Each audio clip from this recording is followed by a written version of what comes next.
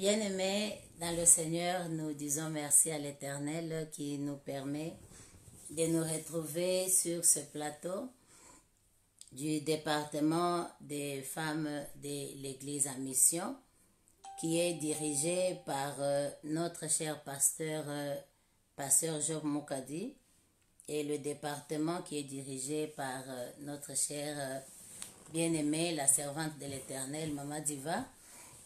Nous nous retrouvons encore une fois sur ce plateau. C'est pour notre chapitre du jour. Donc la prière selon le chapitre du jour.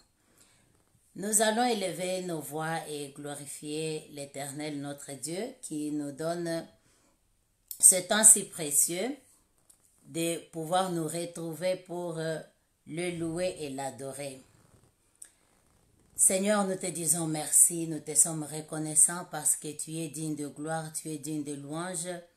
Nous te rendons grâce au Éternel Dieu des armées parce que en ce jour, Seigneur éternel, tu nous as invités, Seigneur, vers toi-même au travers le sang de Jésus, le sang qui nous a purifiés, le sang qui nous a lavés de tous nos péchés, au travers duquel, Seigneur, nous avons trouvé grâce et miséricorde pour être appelés aujourd'hui les enfants de Dieu. Nous te disons merci parce que nous sommes là, Seigneur, par ta grâce, par ta miséricorde. Et nous voulons, Seigneur éternel, prier selon le chapitre de ce jour. Saint-Esprit, aide-nous à prier selon, Seigneur éternel, ta volonté. Aide-nous, Seigneur, à prier selon ta vérité. Aide-nous, Seigneur, à prier avec foi. Aide-nous, Seigneur éternel, à méditer ta parole et surtout la mettre en pratique dans le nom de Jésus. Nous te disons merci, nous te rendons grâce. Au nom de Jésus, nous avons ainsi prié, nous disons Amen. Bien-aimés, aujourd'hui nous sommes là pour prendre le chapitre du jour qui est le chapitre 19 du livre des Nombres. Nous savons que depuis que nous avons débuté ce chapitre, nous avons déjà considéré 3 grandes parties de ce livre. Nous sommes dans la 3e et si je peux juste faire un recul pour nous situer dans le contexte dans lequel nous nous retrouvons, vous allez trouver que le chapitre 1 jusqu'au chapitre 10 nous parlait des préparatifs pour le voyage vers Canaan. Alors, c'est là qu'il y avait eu le premier recensement de la nation. Le rôle des Lévites a été décrit. La pureté du camp a été décrite aussi. Et il y avait aussi les conseils qui étaient donnés pour le voyage. La deuxième partie, à partir du chapitre 10, verset 11, jusqu'au chapitre 14, verset 45, c'était la première approche de la terre promise. Alors c'est là qu'il y a eu les plaintes que le peuple avait faites contre Dieu et contre Moïse. Myriam et Aaron aussi s'étaient opposés à Moïse et ceux qui étaient envoyés pour explorer la terre promise donc sont revenus et ils ont incité le peuple à la rébellion parce qu'ils avaient peur des géants qui étaient à Canaan.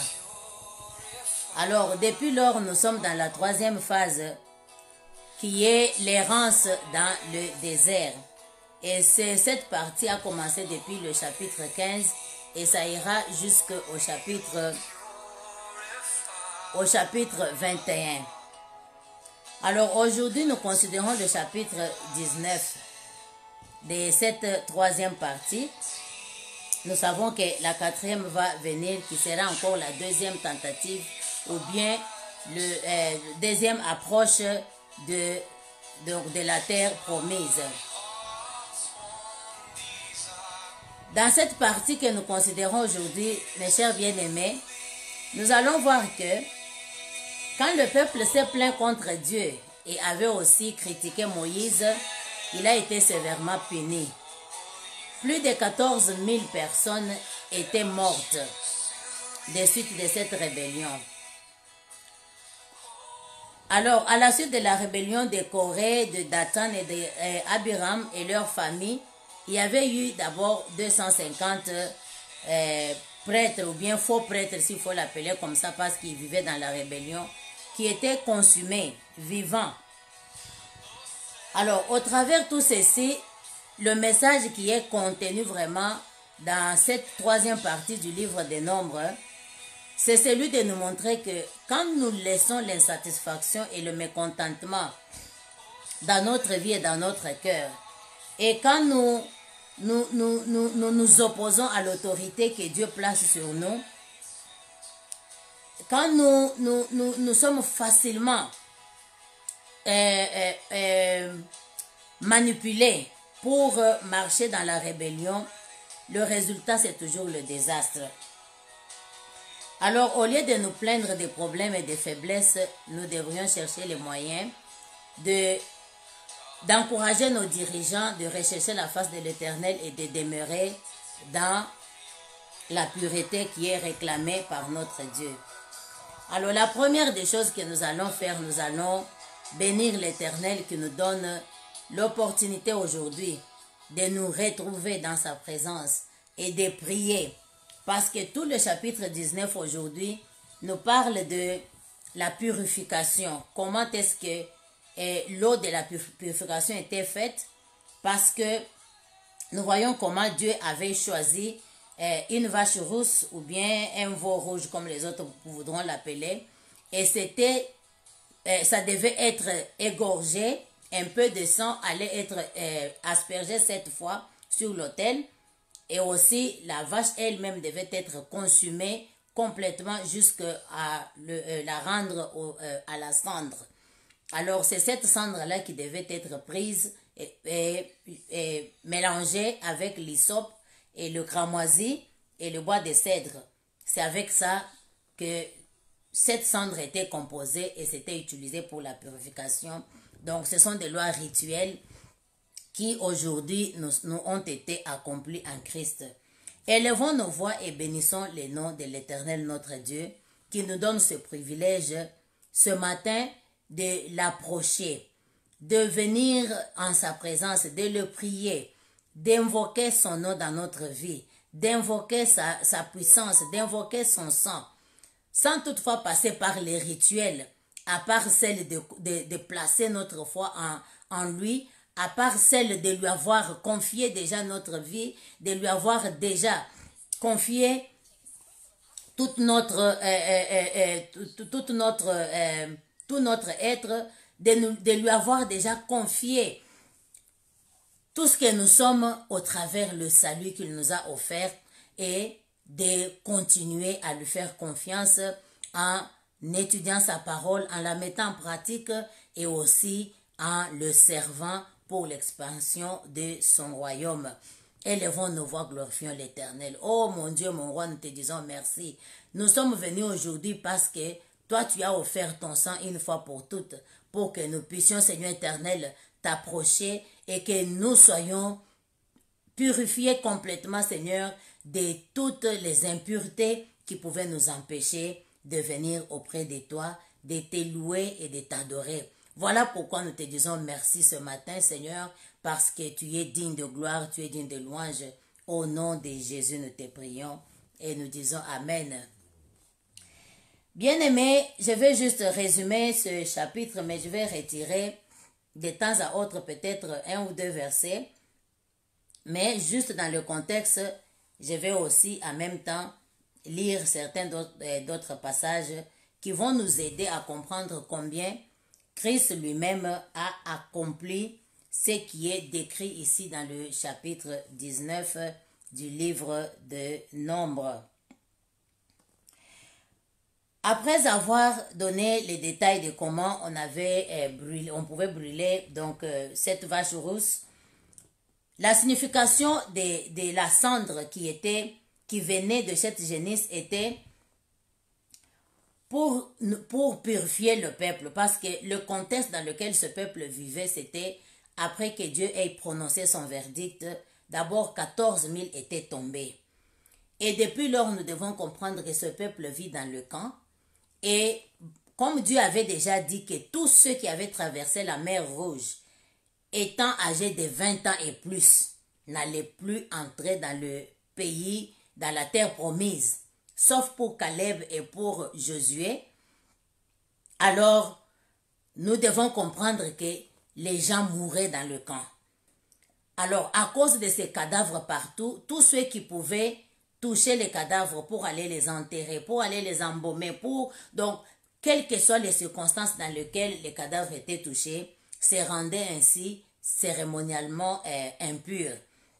Voilà que, au lieu que Dieu fasse la même chose, comme ça a été décrit en Lévitique, pour qu'ils amènent encore soit des tourterelles ou des chèvres ou des agneaux, quoi, vous voyez que Dieu a donné un moyen qui est un peu comme un soulagement. Moi, je vais appeler ça soulagement dans le sens que une seule vache pouvait produire assez de cendres. Et dans cette cendre, on prenait juste un peu et on mettait dans l'eau, de sorte que quand quelqu'un s'est retrouvé souillé au travers le cadavre qui était tombé soit auprès de lui ou bien dans la tente, ou bien parce qu'ils sont allés faire le funérail ou bien aller enterrer tout ça, c'était avec cette eau de purification qu'ils devaient se laver et puis après ça, laver les habits. Donc c'était cérémonial parce que on va se poser la question comment est-ce que la cendre peut rendre pure, parce que quand vous mettez la cendre sur vous, c'est sale. C'est normalement sale. Mais vous voyez combien Dieu inscrit quelque chose. C'était pour que ceux qui pratiquent ça, la foi qu'ils placent dans cette cérémonie, la foi qu'ils placent dans ce rite, c'était ça, ce qui amenait leur purification. Au même titre qu'aujourd'hui aussi, c'est la foi que nous plaçons dans le sang de Jésus qui amène aussi notre purification. Alors, lorsque ce rituel était fait et que la personne pouvait se laver, il restait encore impur jusqu'en fin de la journée. Alors, pendant que nous voulons avancer, nous devons d'abord comprendre que pour ce qui nous concerne, les choses ont changé. Je vais rapidement lire Tite. Je sais que vous avez vos Bibles ouvertes. Si nous pouvons ensemble ouvrir ça, le livre de Tite. Tite chapitre 2.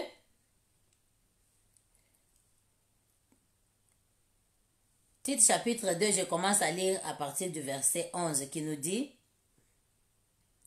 Car la grâce de Dieu, source de salut, pour tous les hommes a été manifestée. Dans d'autres versions, on dit: Car la grâce de Dieu qui apporte le salut a été manifeste pour tous les hommes.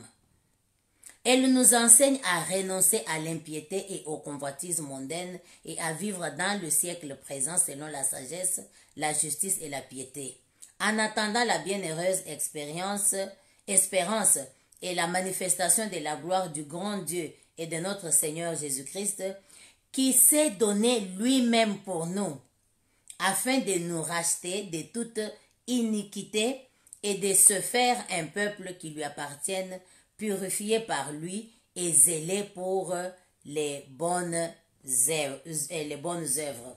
Bien-aimés, nous allons élever nos voix et nous allons glorifier le Seigneur parce que il nous a accordé sa grâce. Et c'est cette grâce qui nous a apporté le salut. Et ce salut, c'est le salut du péché. Il nous a sauvés de l'emprise que le péché avait sur nous. Il nous a sauvés de l'emprise que le diable lui-même avait sur nous. Il nous a sauvés de ce que même notre nature pécheresse avait sur nous. Donc le péché que nous avions hérité en Adam. Élevons nos voix, glorifions encore une fois l'Éternel qui nous a accordé cette grâce aujourd'hui en Jésus-Christ, lui qui a accompli toutes choses pour nous, afin que nous puissions l'approcher, que nous puissions l'adorer à tout moment, à chaque heure de notre vie, à chaque heure de la journée, sans toutefois chercher à sortir hors des camps pour aller appliquer donc l'eau de purification ou rechercher la cendre auprès du prêtre pour pouvoir mettre ça dans l'eau afin de nous purifier. Jésus-Christ est là et son sang est là et c'est par ce sang que nous sommes purifiés. Seigneur, nous te disons merci pour ton sang.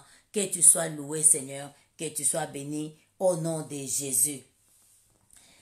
Bien-aimés, je sais qu'aujourd'hui nous n'avons qu'un seul sujet de prière qui est celui donc du sang de Jésus qui nous purifie. Alors, nous allons encore une fois, je vais lire rapidement Galates chapitre 5, juste pour nous remettre dans le contexte. Parce que, étant sauvés, nous savons que ces gens dans le camp se rendaient impurs. Être impur, c'était ne pas être dans un état d'approcher Dieu, ne pas être dans un état d'aller offrir à Dieu ou d'aller présenter ses offrandes à Dieu. Être dans un état d'impureté était empêcher les gens à aller dans dans la tente d'assignation ou bien dans le tabernacle. Et cela leur prenait des fois une journée et pour d'autres c'était jusqu'à 7 jours. Alors nous savons que c'est le péché qui est la conséquence de la mort. Et à cause de ce péché, ces gens qui n'étaient là que pour aider le cadavre à disposer son corps, aider le cadavre à être enseveli, se rendaient impurs par cela parce qu'ils étaient en train de se préoccuper de la plus grande punition que le péché pouvait apporter. Mais nous, aujourd'hui, nous savons qu'il y a aussi ce que nous appelons les œuvres mortes de la chair. Voilà pourquoi je souhaite que nous puissions lire Galates chapitre 5. Je vais lire à partir du verset 16 qui nous dit: j'ai dit donc, marchez selon l'esprit et vous n'accomplirez pas les désirs de la chair. Car la chair a des désirs contraires à ceux de l'esprit et l'esprit en a des contraires à ceux de la chair. Ils sont opposés entre eux et que afin que vous ne fassiez point ce que vous voudriez. Si vous êtes conduit par l'esprit, vous n'êtes point sous la loi. Or, les œuvres de la chair sont manifestes. Ce sont l'impudicité, l'impureté, la dissolution, l'idolâtrie, la magie, les inimitiés, les querelles, les jalousies, les animosités, les disputes, les divisions, les sectes, l'envie, l'ivrognerie, les excès de table et les choses semblables. Je vous dis d'avance, comme je l'ai déjà dit, que ceux qui commettent de telles choses n'hériteront point le royaume de Dieu. Bien-aimés, nous rendons impurs avec la liste des choses que je viens d'énumérer. Nous allons élever nos voix parce que la Bible nous dit que si la personne, connaissant très bien qu'après avoir touché au cadavre, il devait aller se sanctifier, et que cette personne refusait de le faire, même après 7 jours, cette personne ne pouvait pas être pure. Et quand nous lisons tout ce chapitre 19, nous trouvons que même la personne qui devait retirer la cendre, d'abord cette personne devait être pure, et une fois elle a retiré la cendre, la personne se rendait impure parce que il a manipulé la cendre. Et rester aussi impur comme ça jusqu'au soir. Pendant que Jésus-Christ lui-même, quand il est venu, il n'a pas cherché à nous apporter les sacrifices des bêtes ou d'autres choses.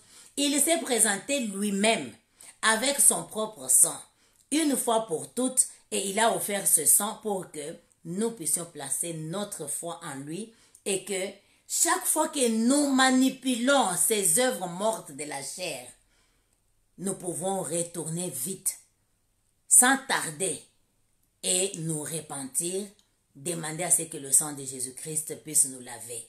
Voici le seul point le seul sujet de prière que nous avons aujourd'hui. Ma sœur, la liste est longue, je peux toujours la relire pour une bonne mémoire. Ma chère, as-tu manipulé les œuvres de la chair? As-tu touché à l'impudicité? As-tu touché à l'impureté? As-tu touché à la dissolution, l'idolâtrie, la magie, les inimitiés, les querelles, les jalousies, les animosités, les disputes, les divisions, les sectes, l'envie, l'ivrognerie et les excès de table? Élevons nos voix. Demandons à ce que le sang de Jésus-Christ qui purifie, qui nous sanctifie, qui nous purifie de tout péché, de toute iniquité, qui nous lave. Parce que Dieu seul est celui qui nous pardonne. Et c'est lui seul qui est juste et fidèle pour nous pardonner chaque fois que nous l'approchons, chaque fois que nous venons auprès de lui, chaque fois que nous voulons invoquer son nom. Voici qu'il a déjà prévu le sang de Jésus. Élevons nos voix. C'est à toi maintenant de faire l'examen de conscience. C'est à toi de permettre maintenant à l'Esprit du Seigneur de t'aider, d'aller éclairer la conscience pour voir qu'est-ce que tu as dû manipuler. Les œuvres de la chair, parce que c'est ça qui nous rend impurs. Même après avoir été sauvés, même après avoir accepté Jésus-Christ, même après avoir été envoyé ou après avoir été loin. Quand nous manipulons les œuvres mortes de la chair, nous nous rendons impurs. Élevons nos voix. Demandons à ce que l'Éternel, notre Dieu, nous purifie en ce jour de son sang, du sang de Jésus-Christ de Nazareth, pour qu'il n'y ait point d'impureté en nous, pour que nos voies de communication avec l'Éternel restent ouvertes, pour que nous soyons toujours prêts à l'adorer en esprit et en vérité, pour que la vérité du Christ puisse demeurer en nous, parce que si nous disons que nous n'avons point péché, nous nous trompons nous-mêmes et la vérité n'est point en nous. Mais quand nous acceptons, quand nous faisons un examen de conscience, quand nous revoyons dans la manière que nous vivons, les attitudes que nous gardons, le comportement que nous avons, le caractère que nous avons développé, et nous avons tendance à dire, oh, c'est notre nature. Quand nous regardons dans tout cela et nous permettons à ce que la parole de Dieu, le miroir qui sait nous refléter notre image et nous faire voir ce que Dieu n'aime pas. Des fois, ce ne sont pas des choses très graves. Des fois, ce n'est pas l'impudicité. Des fois, ce n'est pas... Mais ça peut être juste des petites choses. Mais que Dieu n'aime pas. Que le Saint-Esprit nous a déjà avertis. Il nous a déjà parlé, il nous a déjà montré que cela ne doit plus faire partie de nous. Mais nous nous laissons si facilement envelopper par cela. Plaidons ce matin que le sang de Jésus-Christ aille toucher le fin fond de nous-mêmes pour nous purifier, afin que notre cœur soit purifié, que notre âme soit purifiée, que notre caractère soit purifié, que tout ce qui est en nous soit purifié au nom de Jésus. Ceux qui allaient utiliser l'eau de purification avaient besoin d'y retourner. Et aussi, ils avaient besoin de rester impurs jusqu'au soir. Et il y avait ceux qui devaient attendre jusqu'au 7e jour. Mais nous, c'est instantanément que nous avons la purification. Oh, notre Dieu est bon. Alors, pendant ce temps que nous demandons cette purification, l'Éternel est en train de faire ce travail dans ta vie. Il est en train de le faire dans ma vie pour nous rendre purs, saintes, sanctifiés et des vases d'honneur, les vases que l'Éternel peut utiliser à tout moment, quand il veut, comme il le veut, et de la manière qu'il le veut. Élevons nos voix, continuons à prier, plaidons, laissons que le Saint-Esprit lui-même fasse ce miracle de sanctification en nous, pour que nous soyons purifiés au fin fond de nous-mêmes. Au nom de Jésus, nous prions. Amen, bien-aimés. C'est le seul sujet de prière que nous avons aujourd'hui, mais je retourne toujours en Galates et je vais aussi lire Jacques pour nous amener vers la fin. Toujours en Galates, je reviens sur le verset 16 qui dit « J'ai dit donc, marchez selon l'esprit et vous n'accomplirez pas les désirs de la chair. » Bien aimé, nous allons inviter le Saint-Esprit pour qu'il nous fasse encore cette grâce spéciale parce qu'elle est là, elle est disponible. Quand nous prenons des décisions, ma soeur, tu es là, et si tu es là, mon frère, tout commence par une décision. C'est nous qui devons décider de marcher selon l'Esprit. Et le travail de ne plus accomplir les œuvres de la chair, c'est le Saint-Esprit qui l'accomplit à nous. Parce qu'il nous donne sa force, sa puissance, sa grâce, pour que nous puissions dominer sur le péché. Et non le péché dominer sur nous, ou bien nous envelopper, ou nous séduire. Alors nous allons demander cette puissance du Saint-Esprit, et cela doit se faire ce matin après avoir pris une décision.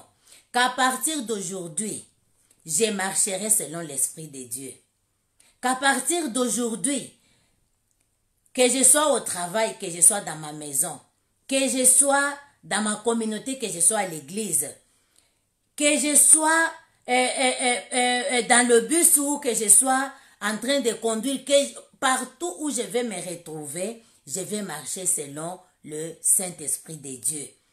Parce que quand nous prenons cette décision, quand nous sommes déterminés, le reste, c'est Dieu seul qui le fait parce que c'est lui qui va commencer à nous apprendre, que c'est lui qui va commencer à pointer des choses dans notre caractère, dans notre vie, qui ne lui plaisent pas pour que nous puissions les renoncer totalement. C'est ainsi qu'il va commencer à nous montrer ce qu'il veut de nous. Et la force d'être transformé, d'être changé, va venir toujours de l'Esprit du Seigneur.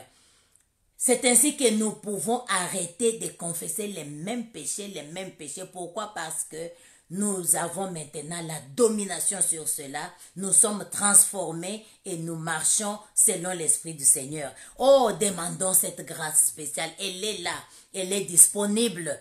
Oh Saint-Esprit, je ne veux pas chaque fois revenir. Je ne veux pas chaque fois revenir confesser le même péché, et pourtant le sang de Jésus-Christ non seulement ôte le péché, mais rend pur. Et ce sang a été offert une fois pour toutes. Seigneur, j'ai prié pour que tu me remplisses de ta force, de la force de ton esprit, Seigneur, afin que je marche selon le Saint-Esprit. Pour que je n'accomplisse plus jamais les œuvres de la chair, que je ne sois plus soumise aux œuvres de la chair au nom de Jésus, mais que tout mon être, Seigneur, soit soumis aux œuvres de ton esprit au nom de Jésus, afin que les fruits même de l'esprit se manifestent dans ma vie, que les fruits de l'esprit fassent partie de mon caractère au nom de Jésus. Aide ma sœur ici présente, Seigneur. Aide notre église locale. Aide chaque femme, Seigneur, à marcher selon l'Esprit de Dieu, pour que les œuvres de la chair, une fois pour toutes, soient ôtées de notre vie, et que l'Esprit du Seigneur puisse régner à maître dans notre vie, qu'il puisse prendre le trône de notre cœur et y régner à maître au nom de Jésus, et que nous soyons des femmes soumises à l'Esprit, des femmes conduites par l'Esprit, des femmes animées par l'Esprit du Seigneur, les femmes transformées par l'Esprit de Dieu, les femmes qui marchent, qui servent, qui travaillent et qui font tout par celui qui nous fortifie, l'Esprit de Dieu. Nous te disons merci, éternel Dieu des armées. Nous te rendons grâce parce que tu es digne de gloire, tu es digne de louange. Oh, c'est toi qui nous as donné la meilleure eau de purification qui est ton sang. Nous te disons merci parce que c'est toi seul, Seigneur, qui nous a rapprochés de toi, et le sang de Jésus-Christ qui ôte tout péché et qui nous lave est là présent comme une table de provision au nom de Jésus. Bien-aimés, nous disons merci à l'Éternel, et je vais aussi m'excuser parce que j'avais commencé avec un retard, mais je crois que nous avons juste consommé les 30 minutes.